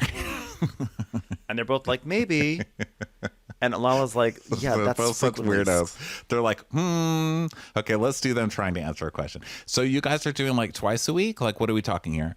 Well, I would say like maybe carry the one. Let's see, like one time. How many days are in a week in your calendar? There's like so many. Like there are alternate calendars for weeks, right? Okay. No, with the time difference. When you say week, let's see if there was a time difference. He was on the East Coast and I was on the West Coast. A week would end earlier there. It was a great party. I mean, you guys have ballet here, right? You know, in Europe, a week starts a week later, so I don't even know if we're on the same week. It's like an Amsterdam week. It's like 2 days a Yeah. week. So probably once a week. I don't know. I don't pay attention. I don't Like have a once a clock. week. They're like once a week is like dating, you guys. And so Andy asked Katie, like, did it seem to you like Schwartz was kind of breadcrumbing Joe? And she goes, yeah, I mean, especially when I was watching. And Joe's like, what's breadcrumbing? Is that like a thing? Like I will eat carbs. Like I'm not the kind of person to just stay away, but like not on purpose. Like, what does it mean? It's like giving you a little bit. It's like when Dancing with the Stars sends me like a newsletter, but doesn't actually invite me on the show. It's like I'm kind of being breadcrumbed. You know what I'm saying? Oh, I don't watch. I don't have a TV. I don't understand fame. Fame? What? TV? Who would even want to be on that? It's a water bottle lid. I do it when I'm nervous. Well, when I was watching, I should have taken a piece of that tuna when it was coming by. Go ahead. when I was watching, Katie's like, when I was watching, I was like, oh my God, I feel really bad for you because it seemed like he was leading What? you on. What? And Joe's like, yeah. What am I? What planet am I on? Is Crazy Town? It seemed like he was being elusive with you. Like you saw the relationship very differently. Am I even here right now? Can anybody see me? Because I can't see you. Because I've got my hand in front of my face. It's crazy. Oh my God, she's there. It's really her. Wait, is it really her? No, it's a hand. It's not Katie. It's my hand. Okay, say it again. My hand feels sorry for me. Hand, why do you feel sorry for me? Nope, it's Katie who said that. Am I going crazy? Like seriously? Yeah. Well, you're not the only one because when I was talking about you at Mel's Diner, I was like, am I crazy? Am I really at Mel's Diner right now? And you were explaining to me the situation, and I was like, well, no wonder why she would think that. And we have a flashback to Schwartz just like, like telling Katie everything about Joe. And so Katie's like, I mean, you've been given the she's talking to Schwartz. She's like, you've been giving the relationship and the boyfriend experience. And no wonder why she literally is like in love with you. Yeah, planet Mars. That's where I live right now. It's crazy here. Does anybody have a couch to sleep on planet Mars? Because I could really use one. I don't live here. I will not sleep with somebody. I've learned my lesson. Let's just put it that way. So Katie's like, yeah, I mean, I just, of course she assumed you were in a relationship. And Schwartz's like, well, I mean, it just felt like maybe it was evolving into a relationship. But then, some things happened. And Katie's like, yeah, but you weren't committing to anyone. So if somebody thinks, and he's like, yeah, but that caused me to like want to reconsider. And then I started pulling away. And then like, things happened. Like it was crazy. So Andy's like, well, what happened? He goes, well, we're still tight. What are you trying to say? Would someone on the stage fucking say something? They're both talking at the same time. They're talking in ellipses. No one is really finishing a sentence. And Lala goes, what is happening right now? This is literally like fucking insane up here. And Schwartz is like, it's such a mind fuck because you see Joe likes this guy and he says things like, oh, I did really love her. I did. I love her. I did say I love her. I mean, I said I love you, but I don't mean like I love you, but I love you. Like what we had was magical. It was magical. It wasn't a relationship, but it was magical. It was like, oh, for that moment, I was like, she could be my wife. But what? We weren't dating or anything. I mean, I would never want to be married to her, but like if we were married, wow, that would be the best thing ever. But I never want, I'm single. I'm single. Yeah, I'm single. Like, why would I get married? Like, we don't need paperwork. Like, our relationship is so strong. I mean, I said relationship, and I mean relationship, like love. I mean, I don't mean like. I mean, like friends. Friends like each other. We're more than friends. Like we're married, but not in the spiritual sense. We're just like, we love each other. We're in love. And Lisa's like, wait a minute.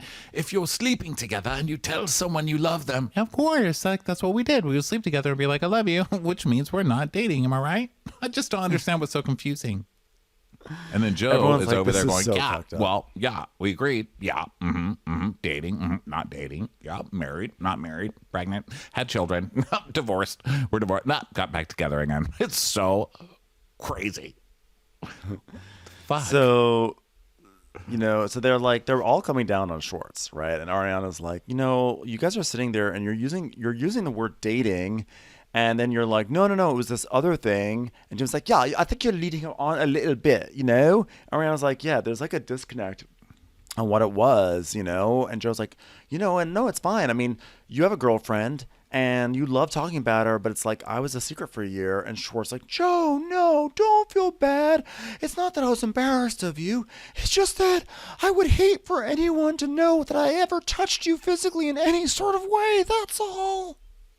Yeah, he's just such an ass. He's like, yeah, I mean, that's not the reason I pulled away from you, you know. And I'm just saying, like, it's sad to see how we are because that was, you know. She's like, well, it was a relationship because, like, when I saw it, I was like, that was a relationship, I guess. And he goes, yeah, well, we had magic for a while. Well, it was there, but you know, yeah. And then it ended. Then it dissipated like magic.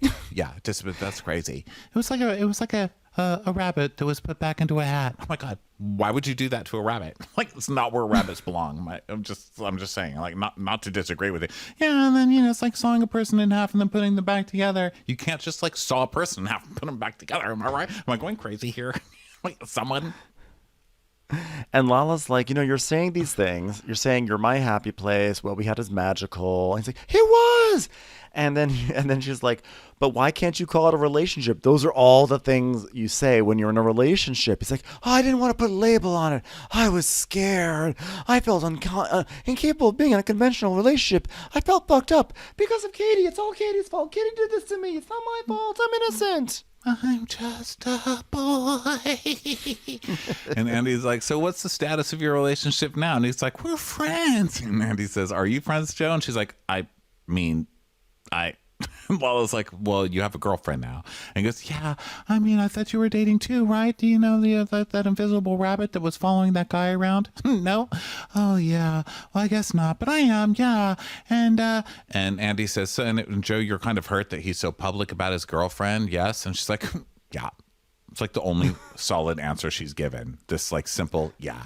And Andy goes, and it hurts you because she's not public with you, right? And he's like, oh, she starts like crying. She's like, yeah, that really hurts my feelings. That really does. And it's not that I needed publicity. I just like kind of wanted the, and Andy's like, you didn't want to hide it. And this is like validation, darling, validation. All right, Schwartz, well, it seems like you just hard launched a new relationship. Like, what can you tell us about her? Will you bring her to the NBCU upfronts in New York City? And he goes, whoa, well, her name's Sophia. You may know her from Wallpaper. She's ridiculously good looking, but she's like that's my least favorite thing about her. I'm not materialistic. I mean, it just so happens that she's good looking. Oh, I don't care about that whatsoever. She's hilarious. She's smart. She likes apples. She can open a refrigerator really well. One day she saw a cloud and was like, that looks like hair. And I was like, it's a cloud. And she said, oh my God, I always wondered what a cloud looked like. Oh God, she's great. She's got a great career. Like the Wallpaper thing, I mentioned that, Sandoval's room. So yeah, I don't want to be disrespectful to Joe whatsoever. But let's just put it this way. I would always tell people that I want to fuck this girl in a way that I would never want to say it about Joe. But I don't want to be disrespectful. No. Listen, here's what I can tell you about her. When this show started, she was in the 6th grade, Andy. So basically perfect for a little boy. Wow. Yeah. Wow. And if people are like, oh my God, you shouldn't age shame relationships. Bullshit. That girl's was 12. Think about that. That girl was 12 when this guy was on this show crying because he couldn't stand behind a bar for 5 minutes. Okay, can we not? So Schwartz is like, yeah, you know, I love her. I'm obsessed with her. No offense to Joe. I hope that didn't hurt Joe. It's just that she's so amazing. She's so much more amazing in public than Joe ever was. Sorry, Joe. Did that hurt? Ouch. Sorry, I didn't mean it. Sorry if I was ever sloppy. And now they're all like, oh, now you care about disrespect. Oh, my God. They're like, pick a lane, whatever, you know? So they're such assholes to Joe, obviously. But it's nice that everybody's kind of sticking up for Joe on the stage because he started this thing where he's like, shut up, Katie. You don't even know anything that you haven't seen on the show. And then Tom Sandoval's like, oh, yeah, there's like behavior you guys didn't see on the show with Joe. And they're like, oh, shut the fuck up. You guys, he was making Joe seem like it was his, he was telling Joe they were girlfriend and boyfriend, basically, sleeping together, saying I love you, everything else, and now you guys are both teaming up to gaslight just like you fucking do every single time. So it was nice to see the whole cast, you know, tell them to shut the fuck up. Yeah, so Andy's like, he's like, all right, Katie, well, you said some aggressive things about Joe on social media. And it's like, Joe's a crackhead. Joe is like the worst thing that ever happened. The economy crashed because of Joe. So Joe is a literal terrorist. She's a rat. She's a psychopath. She's a crackhead. She's got weird knee skin. I hate Joe. She made global warming. So Joe is like crying. She's like sobbing. Joe is not meant for this, okay? And he's like, "What is it about this crying strange person that got you all fired up?" And Katie's like, well, Katie basically is like, "Look, I was going through a divorce and I was going through a separation and I just felt like she's moving in a way that I didn't like, and like honestly, I just used some very colorful descriptors." Well, also, I mean, it's Like basically like in those commercials where they used to try and sell albums on late night TV, where they'd be like, and now the most romantic hits of 1987. And then they just start listing your greatest hits. It's like the credits start coming up and it's like, psychopath, bitch, whore, skinny, ugly rat face. It's like Katie's greatest hits. It's like the Now collection of Katie. So he's like, do you regret anything? She's like, why would I regret anything? You're literally playing my greatest hits. So Joe, I don't know if she realizes this, but she does really a Bravo masterstroke, which is that she gives big puppy dog eyes and starts to sob and is like, I never felt ganged up by any of you, like any of you guys, except for you, Katie. She really did come in. She, we're saying, oh, she's not made for TV. I don't know about that, because Joe really did come in ready to be like, the person who hurt me, it was her. It was Katie. It was the person with the haircut. Like, she was just so ready. She's ready with her big victim tears.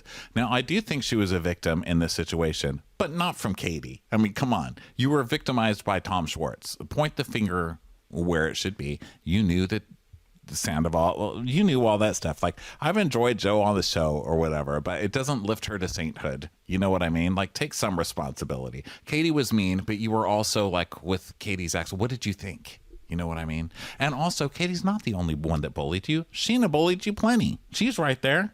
Hit her. Yeah. So, so Joe's basically like, like, you're so mean to me. And Kitty's like, it's not about you. It's about what I was going through, and I know I wasn't nice or kind, but I was dealing with a lot of shit. And the last thing I needed was you. And Joe's like, that's no excuse. And Lala's like, I know it doesn't seem like Katie's being vulnerable right now, but just know that when she bares her fangs and rolls her eyes and spits at you, that's like the most vulnerable thing she could ever do right now, okay? This is actually really funny. Such a soft, sweet side of Katie you're seeing right now. This is Katie being vulnerable. Look at the way she just threw some mud at Andy Cohen's. I don't even know where that mud came from. That was like her saying, like, I miss you. You're my favorites. And then Katie's like, yeah, and I just had a season where I wasn't treated well by any of these people, which is kind of going back to what Lala was saying, was that, they were pissed that everybody's giving Ariana all this grace, but nobody gave them this grace when they were going through breakups in their relationship. But, again, that was because your relationship has been miserable for years and people were rooting for you both to just not be together. You know what I mean? So Joe's like, yeah, like... You called me a rat. You called me a crackhead. And Katie just goes, listen, I don't like a lot of people, and I don't believe in being nice to everybody. You kind of can't argue with that. Yeah. I'm getting lost. She goes, yeah, I never said you're a crackhead or you do actual crack. And then we see the tweet. Joe's spooky. I mean, none of us could stand to be around her. Her energy is on par with the crackhead. She's a psycho, and I will light her on fire with Raquel. She's like, what? I barely did anything. What are you talking about? Yeah. Spooky, sloppy, rude, need to take a shower. I mean, I can go on and on. Me too. Want me to? What am I? It's like I'm playing a bar mitzvah today. Hold on. Dicky. Sloppy, rat, crackhead energy, on par with. Should I keep going? Am I getting paid by the song or by the hour? Katie's like, look, listen.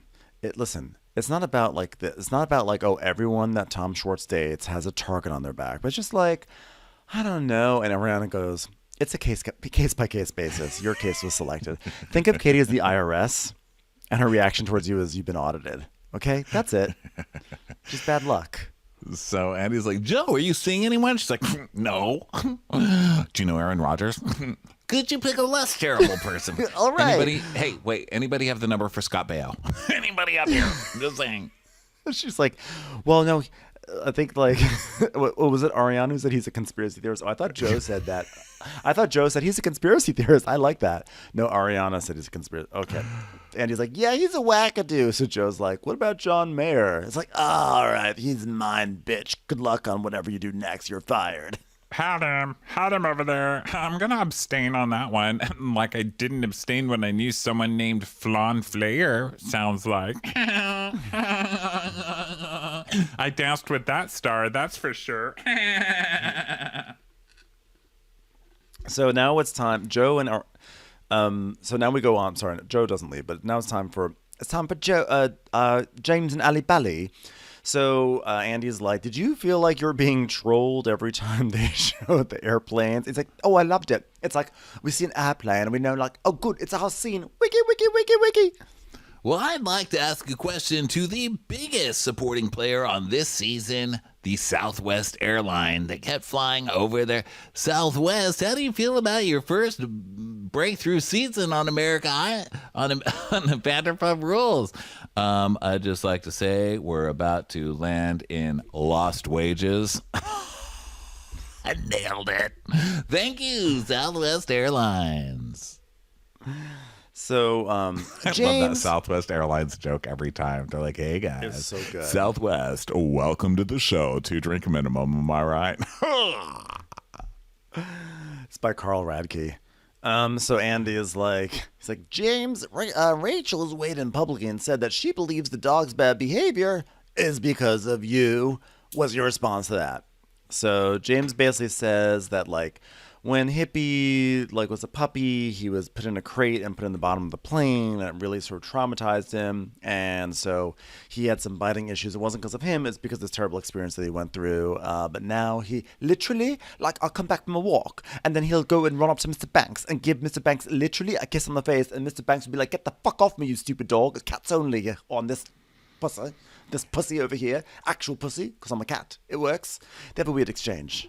When that whole thing came out with Rachel blaming him for the dog, I was like, okay, that's a stretch. And also, you're like doing this revenge podcast, and it's kind of getting sad now. It's like episode after episode, and now you're on to James like saying he abused the dog into biting people. Like, what the fuck, dude? Like, it gets to be a bit much. I think his answer should just be like, that's not true, and she's desperate for material and needs to get a damn real job because this is getting old. But instead, he goes on this whole like, well, you understand trauma, right?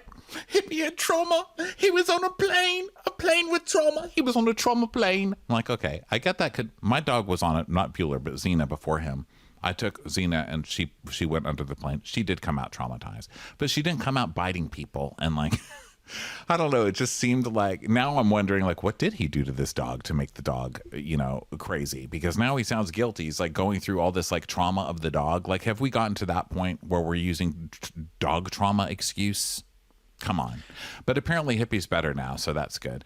And then Lisa's like, oh, come on, if there was ever a problem with the minute I saw how Hippie reacted to James on the 5th time we shot that scene within 2 weeks to make it more palatable for the public. Hippie reacted very well. Look how Hippie slowly runs towards James in this clip, licks him, and then goes to sniff another butt in the store. Just a romantic story, Andy. I knew then, categorically, that he'd been nothing but kind to that dog. And as for Mr. Banks, fuck that cat. We don't deal with cats in my world, stupid beasts. So Andy's like, well, Allie, you said that you weren't ready to get married and have kids. Where are you today with that? Nope, don't want him. Gross. Disgusting. You think I want to reproduce with this one? Absolutely not. I want to get my music career launched. Okay. So, she goes, not the most inspiring group here. No offense, you guys. And Jim's was like, great. what the hell? And goes, They're all "Excuse shocked. me." I mean, except for Sheena and Brock, of course, and Lisa, of course, and by the way, except for, I mean, including and specifically because of. So Andy's like, well, Lala has kids. Oh yeah. Yeah, I'm inspired by her. She's great. I was talking to my friends recently, and I was like, I want to have kids when I feel like Lala. When I get desperate enough in my life that I want to have kids so badly that I'm gonna sleep with someone like Rand, then that's when I will do that. But until then, I think I'm just gonna try to focus on my music and astrology. So, James, when do you want kids? He's like, oh, well, I want kids by the time I'm like, 33. Well, I'm 33. So 35. No, I'm almost 35. 34, 32. I wanted them. 28. Really, I've been preparing for children since I was 16 years old, Andy. I've done nothing but prepare for children. I've been traumatized on a plane, Andy. Traumatized. So, well, how long are you? Traumatized. How long are you willing to wait for Allie to change her mind? Forever, Andy. Forever. Well, really, just like another year or so, and then I'm gonna switch her out for a new model. Whatever it takes. Until my dick shrivels up and I fall off. Oh, just kidding, Andy. Just kidding. He's like, okay, well, that's how long we're gonna keep these terrible men on this show. So, okay, for many years, this group was infamous for boozing it up, but this year, you went from slamming shots to sipping mocktails and hosting water tasting with guys who compare water to cum. Let's take a look at that hilarity. So we see a scene from the water tasting where they all say, "This water tastes like cumsks." So Andy's like, "How long have you been sober now, Lala?" Almost like 5.5 years. So pause for applause. Thanks so much. And I have to say, I really appreciate you acknowledging my sobriety each time we do this because it really means a lot to me. And it's the proudest thing I've ever done in my entire life. And I'm even more proud because I have a child. I have a child now. I have a child. If sober was the penis, I would have let it spooge into me so I could have a child with it. So much I love it. So thanks, everybody. It's been great. And so then, and James has been sober-ish, we think. We're sure. We're going with that. We're going to go with that one. So, Allie, you said there was a big moment that caused James to stop drinking, and it also pushed you and your cats to move out. And they're like, and Joe's like, oh, what? I didn't know that. So can I stay on the couch that she was sleeping on? I love cat couches. Can I sleep on that? I'm just kidding. Go ahead. Seriously, what's your address? I'm just kidding. Don't invite me over. Invite me over. And Allie's basically like, yeah, I don't like James when he drinks. Like, yeah, I do have a mouth on me. I get a little bit disrespectful, things like that, but like, it's only something that stupid fat sluts would care about. So then Joe's like, it's refreshing that you can admit that because, like, it's, like, really cool that, like, because I have an ego. Like, it's cool that you're like, I have an ego. It's like me being like, oh, you know what I have? A coffee mug. I don't know. It's like, it's cool we admit what we have. You know what I'm saying? So he talks about how he's quit for Allie because she's going to leave him if he's drunk again, which is different than when Raquel did it for some reason because... that was his thing this season. Like, I'm not doing it for her. I'm doing it for me. But I will leave him if he doesn't stop, which is why I'm doing it for myself. Please don't leave me. Especially before we get knocked up at 35, please. I've been dreaming of a baby since I was 5. So then James is like, yeah, but it wasn't necessarily just the ultimatum. It was like, I get it. Like, a relationship's going to be a whole lot better if I just don't drink. And she's like, yeah, and I'll leave him if he doesn't. So, Joe, is there any final thing you want to say before you are sent away? And she's like, honestly, I know this is going to sound crazy. This has been a really fun party. Thank you for the appetizers. I'm sorry I didn't eat them. It's not because they didn't look delicious. I just didn't want to have bad breath in case I made out with Tom Schwartz, my boyfriend, my husband. Just kidding. We're only friends who are married in this reunion. Thank you for having me. Love you. You guys have been so much fun. The whole game where we were like, pin the hurt feelings on Joe. Hey, let's make Joe cry. And that was so much fun, you guys. I cried 5 times, and that's how I know it was a good night. Peace out. Now, can you tell me when we're going to start rolling? We've actually been filming for all this time. Oh, really? Oh, that's crazy. Oh, okay. That's wild. Is Aaron Rodgers watching? I think. Aaron Rodgers. That was a rough moment when she said she really wants to date Aaron Rodgers. Joe, we have to work on your picker. Yeah. So that's the end of Joe. So well done. What a bundle of insane energy. for this show. Yes. Super fun. We'll miss you. So then commercial break, and we come back, and let's see. Andy's like, all right, we're back. So now let's talk about the real star of the reunion, Anne, who's not here. I thought you were going to say Summer Moon. Hello. Hi, I'm Summer Moon's momager. Is she not the number one person in this supporting character? Anne? I mean, who's Anne, right? Was she blocked by Tom Sandoval? I don't think so. Summer Moon, who's totally available to do Duracell commercials. Surely that's going to happen this year. No one's going to tell me any different. Little does Sheena know. There's like a Duracell ad with Anne coming up. So, Andy is talking about how, that Anne had to clean up after parties and stuff. And all that stuff. And I'm sorry to start laughing, but I'm looking at my little side notes here, and I wrote on this page the commercials that come up in this show. So there was a segment, where Katie's like, God, I mean, I really just don't understand. I mean, it's just I really didn't mean that against Ariana. And then he's like, okay, well, let's cut to commercial. And then it's like, IBS. And I thought that was really funny. The Katie segment got a big, huge IBS commercial, and then Joe's segment, Joe's crying, and Tom's like, we're not together, but we are kind of together, but we're not together, but we're kind of together. And then we cut to commercial, and it's like, Hep C. I just thought it was so funny. The commercial placements are so funny. They're like, let's match these drugs to the personalities they would best go with in this reunion lineup.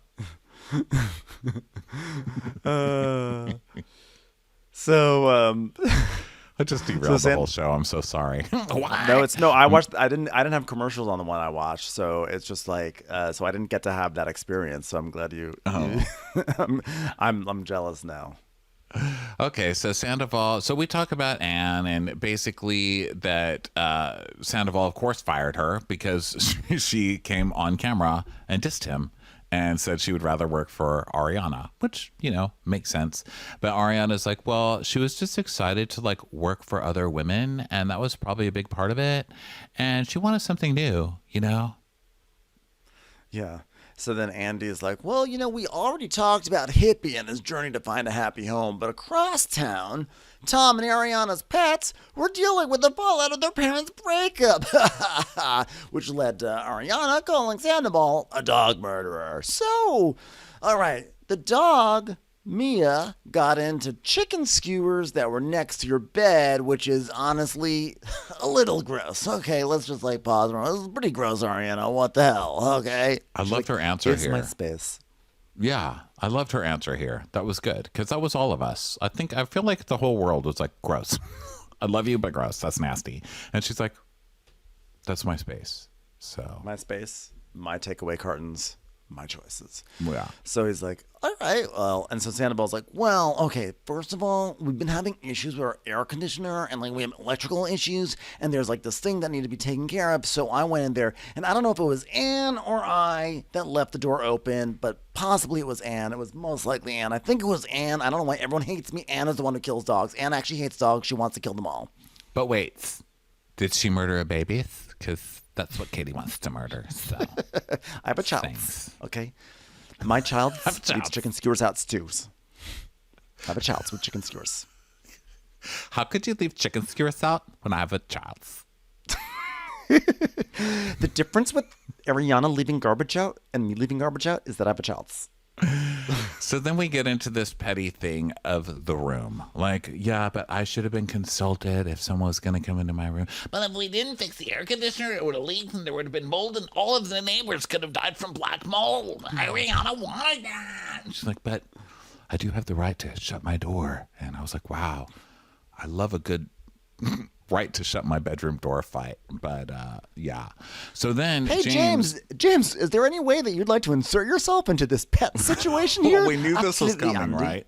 We knew this was coming because James has just been totally dissed and had his feelings hurt. And what happened? And that's when Allie was like, I don't want to have babies with him, or whatever just happened. James got his fifis hurt. And we know that when James get his fifis hurt, he's about to lash out at someone that he's not even mad at. And here we go.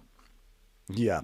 It's like, okay, you know what, Sandoval, you roll your eyes like that, like a fat slut. But you're totally fine. You were totally fine when Raquel took fucking Graham for me, and you became his secret new daddy, getting your dick wet for 7 months. Daddy. And Sandoval's like, oh God, dude, stop it. It's like, daddy boy, getting your dick sucked wet, getting it wet while Graham was there. And I wouldn't have said anything, but if you went rolling your eyes thinking that what she's saying is not completely 100% fucking accurate, and don't get me started with fucking hippie either. If you had no problem with that, then you don't have a fucking problem with this now. So the logic is you can't.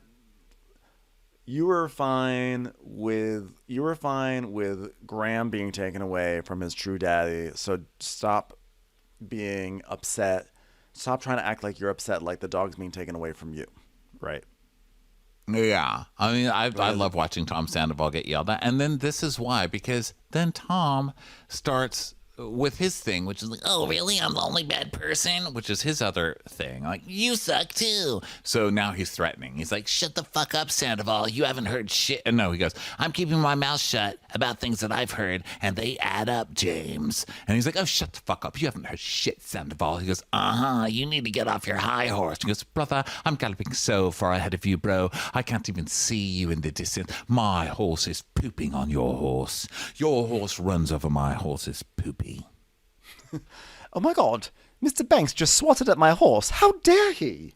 So then Sandoval's like, that's great, man. That's great. It's like, you're in the swamp, bro, sinking. Quick, fucking eat a dick. It's like, you fucking eat a dick, dude. Seriously? I was the one who started that. Seriously?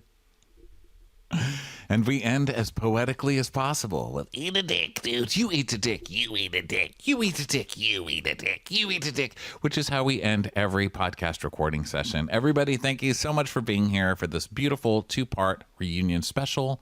We'll be back next week for more, darling. The end of an era. Bye, everyone. Join us next week. We'll see everybody here in Europe. If you want to go over what shows we will be covering over here, go look at our Instagram. It's the top post. It says something like Crappens in Europe. Find the shows and get your tickets. We'll see you soon. And London Podcast Show, we are here. We will see you tomorrow or whenever, Friday. We're excited to see you guys. Thanks for being here. We'll talk to you all later. Bye. Bye.